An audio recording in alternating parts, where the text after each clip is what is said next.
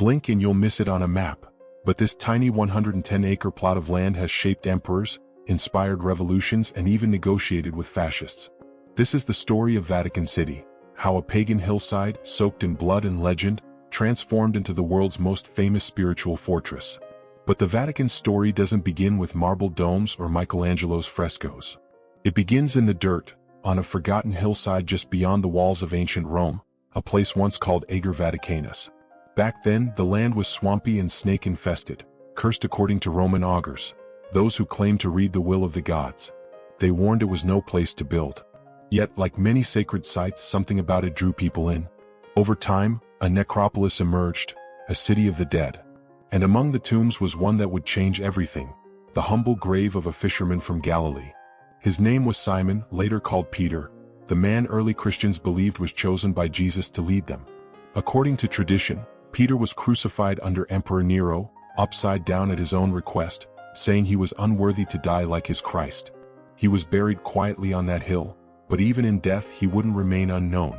3 centuries later, as Christianity rose from a persecuted cult to an imperial faith, Constantine, the empire's first Christian emperor, built a basilica directly above Peter's grave. No Roman augur could have predicted it, but that cursed, snake-ridden hillside had become sacred ground. And from that moment, power began to gather like a storm cloud. Pilgrims arrived in droves. Bishops began to compete. Emperors watched closely. The Bishop of Rome, once hunted, now honored, began calling himself Papa, meaning Pope. And with each passing generation, his influence grew. Still, the Vatican didn't become a fortress until that power was threatened. As Europe fractured through invasions, schisms, and plagues, the popes fortified their claim. Walls were raised. The Swiss Guard was hired. And in the candlelit corners of diplomacy, treaties were drawn to protect the Church's reach.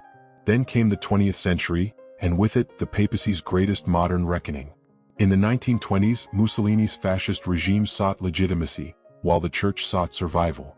Their solution was a negotiation cloaked in shadows, the Lateran Treaty of 1929. It created Vatican City as a sovereign state. In return for relinquishing long-lost territorial claims, the Pope gained something more enduring, which is full independence. From then on, the Vatican would answer to no king, no army, no nation. Since that day, the Vatican has played many roles like spiritual leader, diplomatic actor, and guardian of secrets. It has shaped geopolitics, preserved hidden archives, and whispered truths too dangerous to speak aloud. All from a patch of land smaller than most city parks, a muddy hill turned holy empire.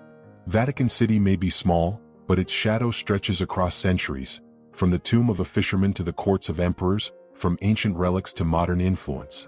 Its power has never rested in borders or titles, but in the stories it preserves, and the silence it commands.